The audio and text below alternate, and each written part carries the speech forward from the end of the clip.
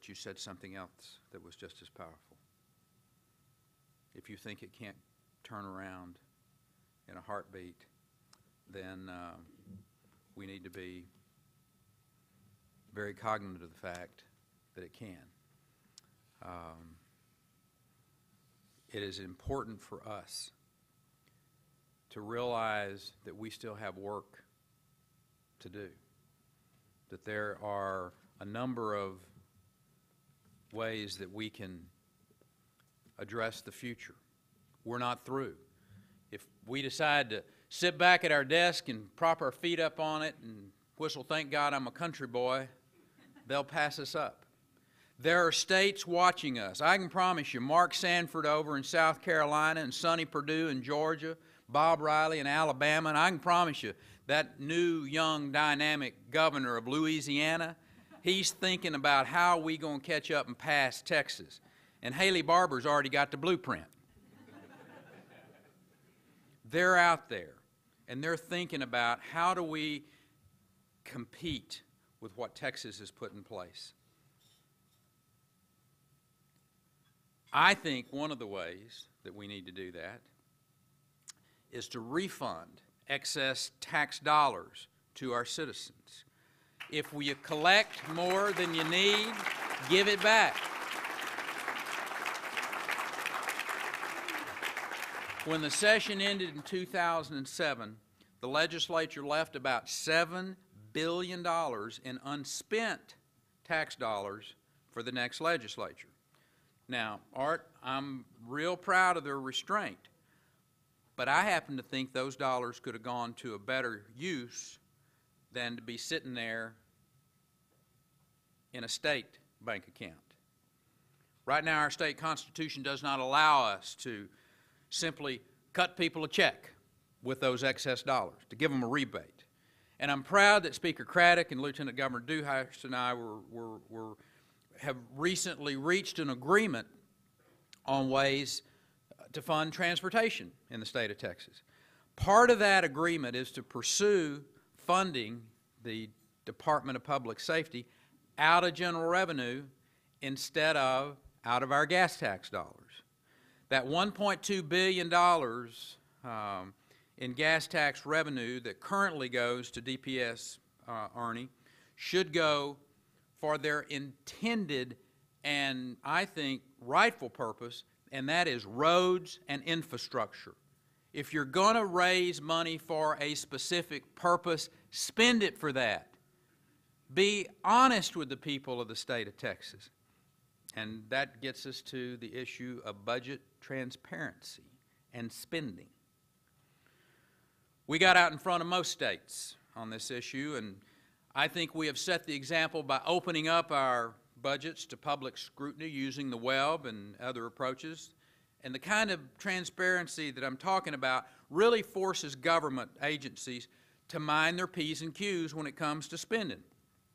But I happen to believe we can do more, including making all state grants and contracts online, obviously after they've been scrubbed of proprietary information, of security issues, of Social Security numbers, to make those open and web accessible. State agencies should be posting detailed financial information online. Right now, you can go to the updated governor's website and you can see where our office is spending money, from paper clips to pencils. School districts should also post their checkbooks online so taxpayers can see where their dollars are being applied.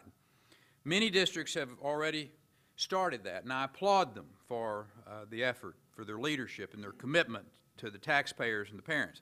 Local governments that can't or won't limit their spending increases in line with state limits should post their check registers online as well. Now, these changes that I'm proposing, I should say, will most definitely rub some people the wrong way. But, you know, we've not been afraid to do that before. And we'll hear the standard complaints, Brooke. It's just too hard. It's going to take too much work. letting go of those tax dollars will spell our doom. Heard that one, Art? You know. But the fact is, those objectives just won't fly. We have clear proof in this report that cutting taxes creates more prosperity, not less. So as we press for the appropriate and necessary changes, our critics are going to howl louder. I know that you all think they couldn't howl any louder than 2003, but they will. And we've heard that negative song before. But we owe it to the people who ask us to come and serve in this city, in that building, for them to risk. Run up the hill with your bayonet fixed. Take the slings and arrows.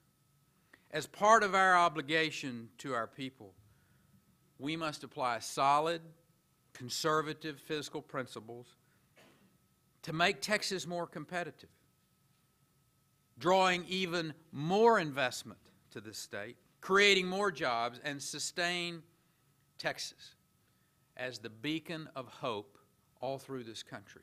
I want Texas to continue to be the place that people point to and say, not only that's where I want to live, that's where I want to raise my family, that's where I want to invest and risk my capital, but to let it be the textbook of how you run a state. If you want your state to be competitive economically, continue to put those principles in place that we know work. And that's my goal. And I hope that I can count on each one of you to join me in that. Dr. Laffer, again, our thanks to you and the inspiring work that you've done historically, and I might add the inspiring work that you will do in the future. Our country is counting on you. To the Public Policy Foundation for their great work, thank you, Brooke, for your work and for a great staff that you put together. Wendy, thank you for your leadership as the president of this group, and thank you all for being a part of what I consider to be a great, not crowning moment, but a moment that Texas should proudly say, we have arrived at a very important place in the history of this country, but we are not satisfied to stay at this place. God bless you and God bless Texas.